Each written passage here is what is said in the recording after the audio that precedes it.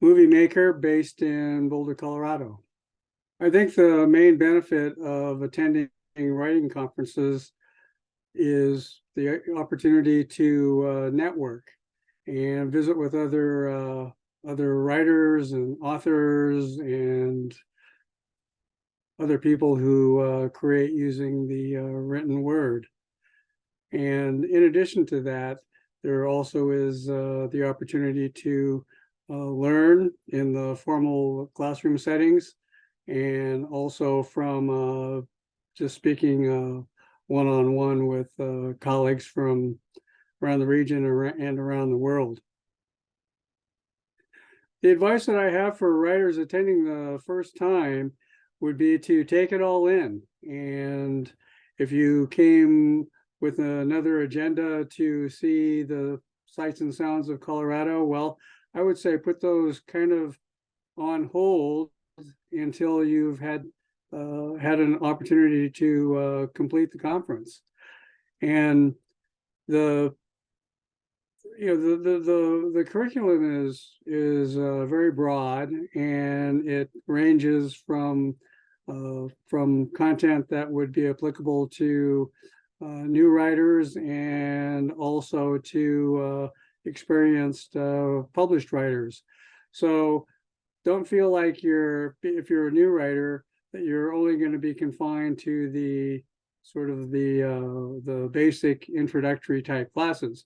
I would challenge yourself and also take classes that may seem to be a little bit more advanced than maybe you perceive yourself to be ability-wise, because I think you'll be surprised to learn that everybody struggles with the same writing issues, whether you're a neophyte or whether or not you're been around for a while.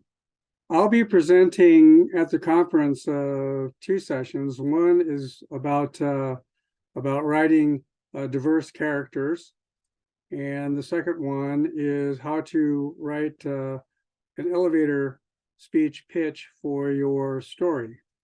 The first one is about there'll be some information about writing from a craft perspective, diverse characters, but also the main thrust of it will be about the personal the challenges that are involved with writing about people who are different from yourself.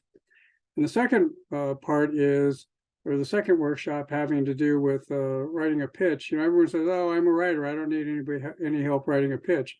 But you might be surprised about how difficult it is to come up with a one sentence or 140 character sentence about what your story is about when you run into somebody on the elevator, or you're standing in line at the movie, or you're waiting for the airplane and someone asks you what your latest project is about.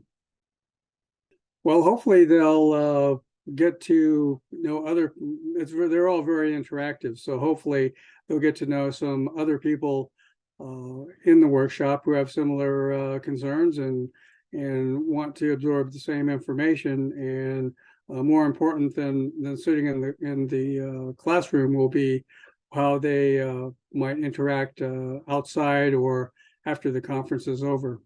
Well, this is actually only my second time to attend the conference.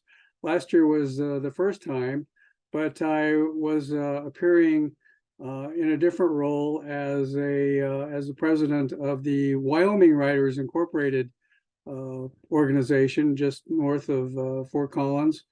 And we have a conference that actually is happening June 2nd through the 4th in Cheyenne. And myself and a colleague, were passing out information about our organization at the Fort Collins conference last year. So this is going to be as big a surprise as anyone. I'll be surprised as anyone when I attend my first conference as a attendee and also as a workshop presenter.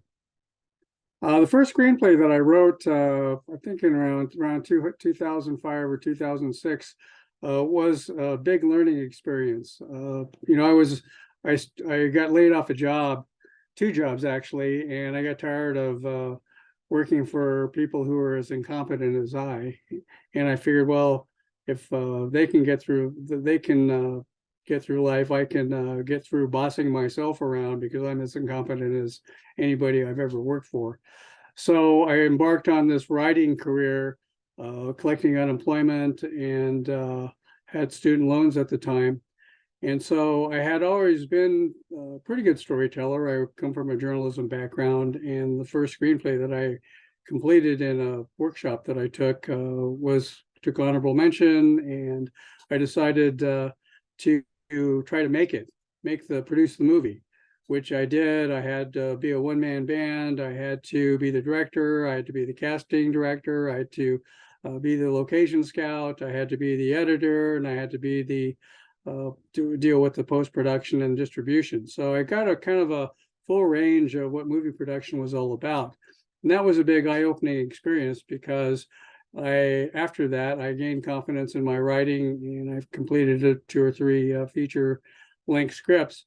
But my aha moment was the likelihood of having one of those made was very low, if not non-existent. And so I kind of switched my approach and started writing books. And so where I have sort of settled after narrative screenwriting is documentary filmmaking. And so I spend my time writing scripts for documentary films, and then I distribute those mostly through PBS, and then I write a book based on the movie. So my initial screenwriting was the seed that has plopped me into the pot that I'm currently planted, and it's been fairly prolific for me. Well, I've never been much of a reader. I was forced to learn how to read in first grade from these primers called that Good Friends and Neighbors, or Our Friends and Neighbors, who were Dick and Jane and their dog Spot and their cat Puff and their mother and father.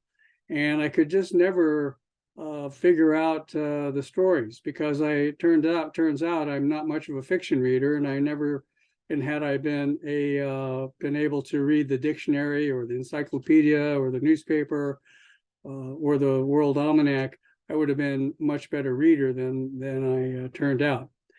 And so I probably wouldn't take a book. I probably would take a book on tape, whatever, and that would be a fiction book or a nonfiction book. And I can't really tell you exactly what that would be because never been much of a reader, surprisingly. But I look forward to meeting as many of you as I can. I'm a big networker, and I'm always wanting to learn about other people's projects and stories. And with any luck at all, I will be able to help provide some insight to you about the projects that you currently have in progress.